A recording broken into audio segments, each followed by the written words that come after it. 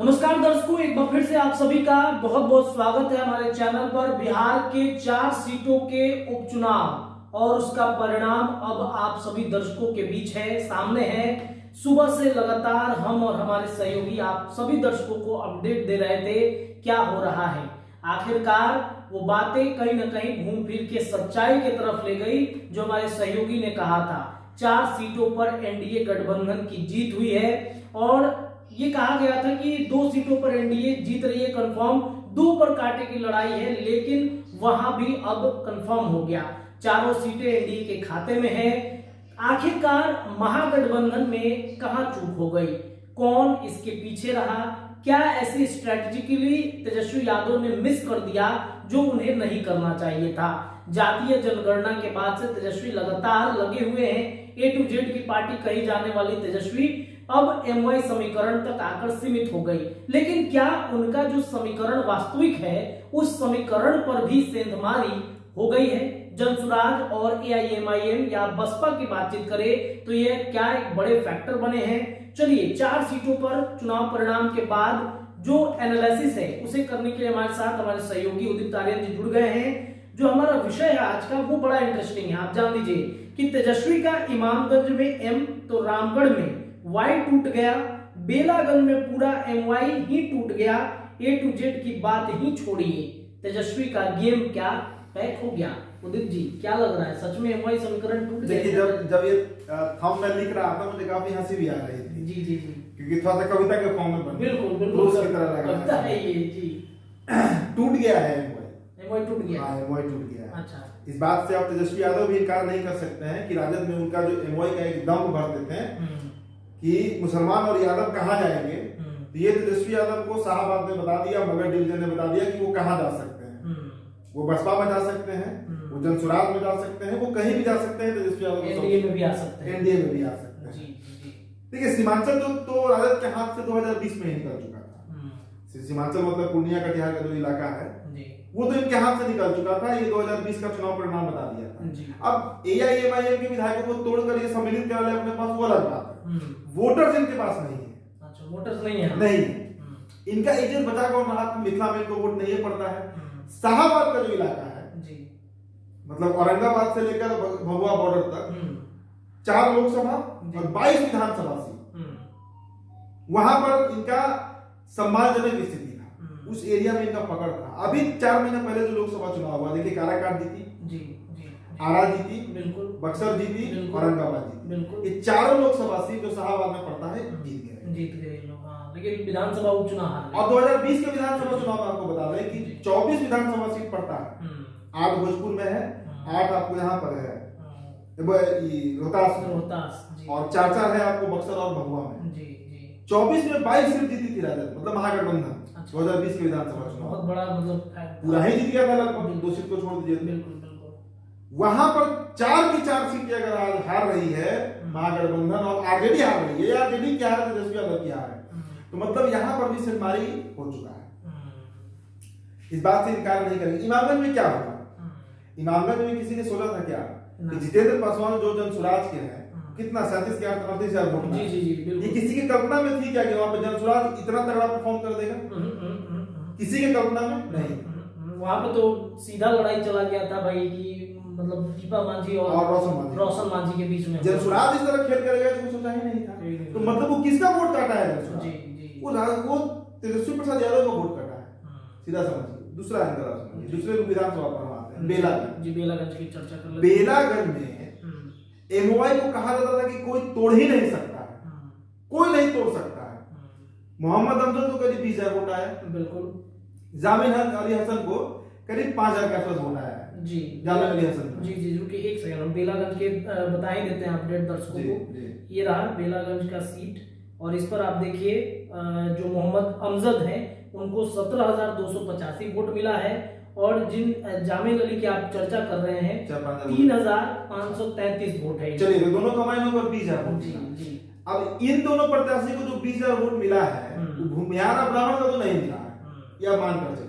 मोहम्मद अमजद और जामिन अली हसन को अगर वोट पड़ा है तो मुसलमानों का वोट पड़ा है, मुसलमान का 100% मुसलमान का वोट पड़ा है। और यादव का यादव का वोट गया मनोरमा देवी के साथ, पूरा पूरी मनोरमा देवी के साथ। इसीलिए तो मैंने लिखा है कि एमवाई दोनों टूटा बेलागंज, एम तो टूटा ही 20,000 के आसपास वाई भी टूटा है। जी जी जी, वही वाई चला गया मनोरमा देवी के साथ। बिल्कुल। क्यों देगा वोट तेजस्वी को? क्यों देगा सुरेंद्र यादव को वोट? क्या करते हैं सुरेंद्र वहां यादव के लिए? वोट लेने समय तो ठीक है, करते क्या है? तो और रामगढ़ का भी चर्चा हमने किया है कि रामगढ़ में वाई टूट गया। जी जी बिल्कुल। सतीश यादव 1300 के 1400 वोट से हारे हैं। रामगढ़ के हमने आपको परसों चीख कर हमने कहा था कि 2000 से कम का अंतर होगा, 1300 के अंतर से हारे हैं ये बीएसपी के प्रत्याशी सतीश यादव वहां। आप देखिए सबके डाटा हम बता देते हैं दर्शकों को एक बार फिर से। जो सतीश कुमार यादव हैं बीएसपी से, वो 60,895 इनको वोट मिला है। 1362 मतलब 1,362 जो वोट है उस वोट से वो हारे हैं। अजीत कुमार सिंह राष्ट्रीय जनता दल से 35,000 वोट मिले हैं इनको और 26,000 वोट से ये हारे हैं। और एक और प्रत्याशी जिनके बारे में चर्चा हो रही थी जनसुराज के, इनको 6,513 वोट, 55,000 वोट का अंतर है इनके हार जीत का। तो हम तो परसों ही चिरा करके आए थे तीसरे नंबर पे आगे लाइन करेगी। रामगढ़ में अगर दलित वोटर्स की संख्या देखें तो करीब 70,000 के आसपास है। वो तो गया बसपा के साथ। यादव मतदाता जो 40-45,000 की संख्या में है वो भी टर्नआउट नहीं हुआ है। यादव भी नहीं हुए है टर्नआउट। तो गति छोड़ा दिया वोटर जो है इस बार तेजस्वी प्रसाद यादव। क्या मतलब दिक्कत क्या हो गई एमवाई समीकरण में? क्या तेजस्वी का A to Z भारी पड़ गया एमवाई पर? देखिए वो फैक्टर नहीं है, सीधा सा बात समझिए। आप हमको बताइए कि Tejashwi Yadav as a leader of opposition या जब वो सत्ता में आते हैं और डिप्टी चीफ मिनिस्टर बनते हैं, आप हमको बताइए किसके पुत्र हैं वो? लालू यादव के। लालू प्रसाद यादव के। लालू प्रसाद यादव को भी अपने, अब आप तो हम लोग उस समय थे नहीं, 90 के छोटे होंगे हम लोग, लेकिन जो सुनते हैं कहानी हम लोग पढ़ते जो है वो समझ में आता है। कभी ऐसा होता था कि लालू यादव अगर कोई यात्रा पे निकल जाए बिहार के, और तब का बिहार इस बिहार से 1.5 गुना था, झारखंड का माइंड था कि बिना यात्रा पूरा किए हुए वो न्यूजीलैंड चले जाए। लालू यादव कब यात्रा बीच में छोड़कर न्यूजीलैंड चले गए या दुबई चले गए घूमने के लिए, 20-20 दिन आराम करने के लिए? तेजस्वी हर बार चले जाते हैं। कहते हैं सड़क से सदन तक, सदन तो दिखता है, सड़क पे कहाँ दिखते हैं तेजस्वी? तो फ्लाइट में ही रहते हैं। अब सड़क भी कहीं पे दिखते हैं तो पटना की सड़क में ही दिखते हैं। बिहार में सिर्फ पटना ही है क्या? 38 जिला में। राघोपुर कब गए थे पिछला बार? से कोई पूछ ले कि राघोपुर में जाकर एक काम करा दिए हो, वहां के तो विधायक ना, छोड़िए लीडर ऑफ अपोजिशन और deputy chief minister, as a representative of a constituency, एक विधानसभा का नेतृत्व करता होने के नाते इन्होंने अपने विधानसभा में क्या कर दिया इसका जवाब दे दे और कहेंगे कि हमको समीकरण टूट रहा है। समीकरण क्यों नहीं टूटेगा? क्यों नहीं टूटेगा आपका समीकरण भाई? जिस समीकरण को गढ़ने में आपके पिता ने 30 साल दे दिया अपने राजनीति का, तब वो समीकरण खड़ा हुआ है भाई। आपको आप बताइए ना, जो जाति जनगणना हुआ उसमें मुसलमान कितना प्रतिशत निकले? 17%। यादव कितना निकले? 14%। अब 2 सीट मुसलमान को देते हैं, 10 सीट यादव को दे देते हैं, तो मुसलमान क्यों आपको वोट देगा? मुसलमान के पास अगर मोहम्मद अमजद और जामिल अली हसन की तरफ प्रत्याशी मिलेगा AIMIM और जनसुराज से, तो वो उसको वोट देगा। बिल्कुल, उनके पास मौके बहुत सारे हैं। AIMIM आ गया। और एक बहुत बड़ा इन्होंने गलती किया जी, ये मोहम्मद साहबुद्दीन के परिवार को जब जोड़े, जब अनाउंसमेंट हो गया उसमें बात जोड़े, तो मुसलमानों के बीच देखिए तेजस्वी अकेले नहीं, ओसामा साहब भी बदनाम हुए हैं, हिना साहब भी बदनाम हुए। ये काम अगर वो लोकसभा चुनाव के समय किए होते या उसके पहले किए होते तब बहुत फायदा हो जाता। अब ये जो सिवान हारे हैं, हिना साहब वहां दूसरे नंबर पे चले गई और अवध बिहारी चौधरी तीसरे नंबर पे चले गए। अगर वही हिना साहब ऑलरेडी के सिंबल पे लड़ी होती तो एक और सीट ऑलरेडी का बिहार में रहता लोकसभा का, उस समय तो इतना ताने में थे। और अब जाकर इनको अपना गलती रियलाइज हुआ कि मुसलमान छटक रहा है, तो चुनाव का ऐलान होने के बाद जाकर ये हिना साहब को ऑलरेडी में मर्ज करा रहे हैं। और तो इस राज्य के मुसलमान इतने पागल तो है नहीं। मुसलमान भी तो हिना साहब से नाराज हो गए ना कि भाई क्यों नहीं नाराज होंगे? साहबुद्दीन की राजनीति यहाँ के मुसलमान जानते हैं। बिल्कुल बिल्कुल, कभी कॉम्प्रोमाइज करने वाले नेता नहीं रहे साहब। भाई जब जेल से उतने साल बाद छूटे, अब तब नीतीश कुमार को परिस्थितियों का मुख्यमंत्री कहा गया, फिर जेल चले गए, जान चली गई, और उनका परिवार अब आरएलडी के साथ इस तरह साठगांठ कर रहा है। हिना साहब के जाने से आप हमको बताइए कि कितने मुसलमान बेलागंज में इनको वोट कर दिए, रामगढ़ में कर दिए, इमामगंज में कर दिए, तरारी में कर दिए, कितने मुसलमान इनको वोट किए होते तो आज रिजल्ट दूसरा होता। जी जी बिल्कुल, दूसरा रिजल्ट में होता। रामगढ़ में इनका प्रत्याशी 35,000 वोट से हार रहा है, तीसरे नंबर पर चला गया। सिर्फ एक बेलागंज की सीट पर मुझे लगता है कि इस वजह से साबुद्दीन परिवार को ज्वाइन कराया गया आरजेडी में कि बेलागंज की सीट जिता दीजिए। नहीं, सब सीट नामदेव में भी अच्छे खासे मुस्लिम वोटर है, वहां भी 40,000 के आसपास मुस्लिम। कहाँ गए? वहां तो गए ही नहीं, उन्होंने प्रचार प्रसार ही नहीं किए, लेकिन एक मैसेज तो पूरे बिहार में न गया। बिल्कुल बिल्कुल, एक मैसेज तो पूरे बिहार में देना था कि हम मुसलमानों को साथ जोड़ रहे हैं, जो गुस्साए हुए लोग हैं उनको भी जोड़ने का हम प्रयास कर रहे हैं। फ्लॉप रहा ये कार्यक्रम। देखिए 2025 में लालू जी जो सपना देख रहे हैं कि तेजस्वी यादव को सीएम बना दें, ये परिस्थिति अगर रहा, देखिए आज तेजस्वी को किस बात का घमंड नहीं कि मेरे पास 75 विधायक है, 80 विधायक है। भाई 2020 में ये आपके बदौलत आया हुआ सीट नहीं है, ये सीट आपको चिराग पासवान ने गिफ्ट कर दिया। बिल्कुल बिल्कुल, इसमें सच्चाई है। अगर चिराग पासवान 2020 नहीं लड़े होते तो 20 सीट पे आता आरजेडी। तेजस्वी जीते कब नहीं हमको बताइए, कब अपने बलबूते को जीते हैं? कितना उसमें हल्ला मचाया गया कि छात्र का मुद्दा उठा दिए तो लालू यादव को पोस्टर से हटाकर भी 80 सीट जीत गए भाई, और बिकॉज ऑफ चिराग पासवान। आपको तो चिराग पासवान के लिए ग्रेटफुल होना चाहिए, उनके वजह से आपको 80 सीट आ गया बिहार में। गलत फहमियां उगाड़ते हुए मत रहे, सारा टर्नआउट हो गया इधर। अब हकीकत आ रहा है सामने। कितना उपचुनाव हुआ, गोपालगंज में हुआ, कुंडली में हुआ, तारापुर में हुआ, उज्जैन में हुआ, कामा में हुआ, यहाँ पर हुआ, अभी 4 सीट पर हुआ। कहाँ तेजस्वी प्रूव कर पा रहे हैं? लोकसभा का हुआ, कई सीट आया लोकसभा में इनको, कितना सीट आया? जो साहब लोकसभा में मेजर बता दिया था वही साहब इनके खिलाफ में आ गया। तो सब जगह से तो चीजा लेता नहीं हो रहा है। जी जी, हम तो इस 4 सीट में मुझे ऐसा लगता था कि एक सीट तो कंफर्म है, रामगढ़ की सीट तो जीतेगी। बेलागंज नहीं, रामगढ़ को तो लेकर नहीं, रामगढ़ को तो लेकर हम शुरू से ऐसे और थे कि रामगढ़ में तीसरे नंबर पर रहेंगे। हाँ, बेलागंज को लेकर था कि सुरेंद्र यादव, चूंकि देखिए वो भी तेजस्वी के चलते नहीं, वो सुरेंद्र यादव का सीट है, इसलिए हम लोग को लग रहा था कि वो जीत सकते हैं। जी जी जी जी, बिल्कुल बिल्कुल, इसलिए हम लोग को लग रहा। तो आखिरकार ये मतलब हार का अचानक से शाहबाद की 4 सीटें डैमेज हो जाना, क्या इंटरनली भी कुछ मतलब लोगों की नाराजगी है क्या? नहीं, देखिए सीधा सा फैक्टर है एमओए समीकरण टूटा है। इस बात पर आप कितना भी एनालिसिस कर लीजिए, तेजस्वी यादव का भी मन अभी जान रहा होगा कि वहां के मुसलमानों ने इनको वोट नहीं किया है। अगर बेलागंज में जो ये 20,000 वोट काटे हैं, ये मोहम्मद अमजद और जामिल अली हसन, वो 20,000 आरजेडी का वोट कटा है, लेकिन वो 20,000 वोट कभी भी एनडीए को नहीं जाता। जो 20,000 को सलमान वोट कटा है वो एनडीए को थोड़े जाना था, वो तो आरजेडी को जाना। और हारे कितने वोट से है ये? वही 20,000 वोट से 21,000 वोट से हारे। मतलब एकदम एग्जैक्ट कैलकुलेशन बेलागंज बता रहा है कि 20,000 को सलमान कटे इनसे और इनके प्रत्याशी 20,000 वोट से हारे। कहाँ इसमें डाउट है? इसमें सवाल अब कहाँ उठाना है कि वो टूटा है कि नहीं टूटा है?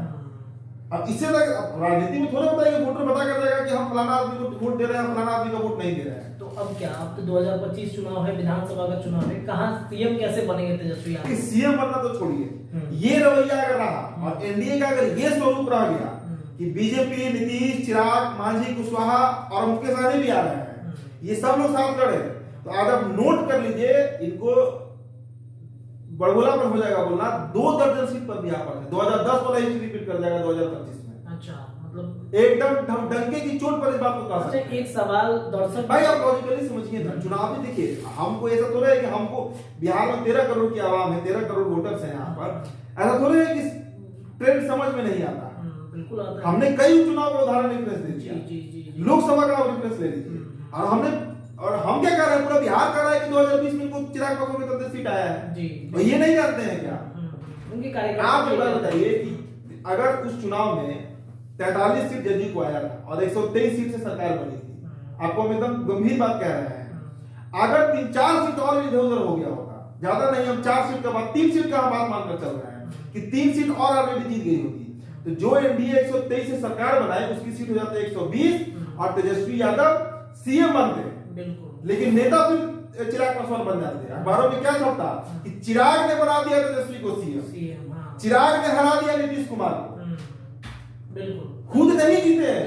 देखिए 2 ही ताकत होती है ना राजनीति में, एक होती है जीतना, एक होता है हरवाना। चिराग ने हरवा के प्रूफ कर दिया अपने आप को, इसलिए पीठ मत हटा मैं राजद के कार्यकर्ता और जो बड़बोलापन में इनके नेता लोग रहते हैं। देखिए मेरा एक कटाक्ष है कि आरजेडी को इस पर पुनर्विचार करना होगा, आकलन करना होगा कि नहीं तो 25 में लुटिया डूब जाएगी पार्टी की। सीएम बनने के लिए तो 123 सीट चाहिए, 23 सीट का आपत्ति है लोग, 100 सीट का गैप है, छोड़ दीजिए। वही सवाल पे हम आ रहे थे कि कुछ लोग सोचेंगे कि अरे ये तो उपचुनाव है, 4 सीट का है, इसमें छोड़िए ना, ये तो 6 महीने 9 महीने के लिए है, 25 में हम दिखाएंगे अपने। इसके पहले लोकसभा में तो कहीं उपचुनाव था, आज जितना उपचुनाव होते जा रहा है 2015 में चूंकि जदयू के साथ थे तो नीतीश कुमार इनमें जान फूक दिया आरजेडी ने। तो लालटेन तो 2010 में बूझ चुका है, बूझ चुका था लालटेन। 15 में नीतीश कुमार की गलती कही है, सही कही है, जो सूझबूझ कही है, जिंदा कर दिए। 20 में इनको चिराग थोड़ा सा और ताकत दे दिए लड़कर। तो इनका एग्जिस्टेंस कहाँ है इस राज्य में? इससे तो बढ़िया परफॉर्म भी झारखंड में कर दिए। इनको झारखंड में मुख्यमंत्री बनने का सोचना चाहिए कि कम से कम वहां पे 60-70% स्ट्राइक रेट है। 4 सीट जीत गए। कोडरमा और चतरा छोड़ दीजिए तो सभी सीट जीत गए, विश्रामपुर, देवघर सब सीट जीते हैं। तो बढ़िया है कि वही राजनीति करे। तो झारखंड के सीएम बनेंगे। तो अगर सीएम बनने का सपना है तो बिहार से ज्यादा वो स्टेट आपको मान रहा है, वहां चले जाइए आप। लेकिन वहां पर भी जीत इनकी नहीं है। वहां पर भी जीत हेमंत सोरेन की हुई है। हेमंत सोरेन ने कई जो योजनाएं चलाई हैं उसके चलते वहां की जो महिलाएं हैं, आदिवासी हैं, गरीब हैं, उन्होंने वोट किया है। वहां पर बीजेपी फेल की है, पूरी तरह फेल है झारखंड में बीजेपी। लेकिन वहां भी तेजस्वी पास नहीं किए हैं, वहां हेमंत सोरेन पास किए। और मजेदार बात देखिए कि उसी झारखंड में फिर चिराग पासवान को पटक दिए, फिर चिराग पासवान को चतरा में पटक दिए हैं। तो तेजस्वी नहीं, कैसे आपको उदाहरण से बताएं, हम लोग बहुत बार कैमरा पर नहीं कह सकते हैं, हंसी आती है, लेकिन वास्तविकता यही है। एज ए एनालिस्ट इस बात को स्वीकार हम करते हैं कि तेजस्वी यादव को इस बात पर पुनर्विचार करना चाहिए, पार्टी में बैठकर, और कम से कम न्यूजीलैंड और दुबई जाना छोड़े। क्योंकि वोट इनको न्यूजीलैंड में तो लेना नहीं है, दुबई में लेना नहीं है, वोट इनको यही इमामगंज, बेलागंज, तरारी और रामगढ़ में इनको लेना है। तो यहाँ पर घूम ज्यादा इनके लिए अच्छा है अगर राजनीति करनी है तो। हाँ, रणनीति मतलब अपने पार्टी के अंदर बैठ के बनाना होगा, ग्राउंड पे उतर के बनाना होगा, तभी 2025 का रास्ता आसान है। आसान तो इनके लिए वैसे भी अब नहीं है। 2025 का रास्ता नहीं आसान है। अब तो हम कह सकते हैं कि इनके लिए आसान नहीं है 2025 का रास्ता। हो सकता है कि शायद इस एनालिसिस के बाद या इस चुनाव के बाद तेजस्वी फुल फॉर्म में आ जाए। देखिए 15 से फुल फॉर्म में नहीं आ रहे हैं, 25 आने वाला है।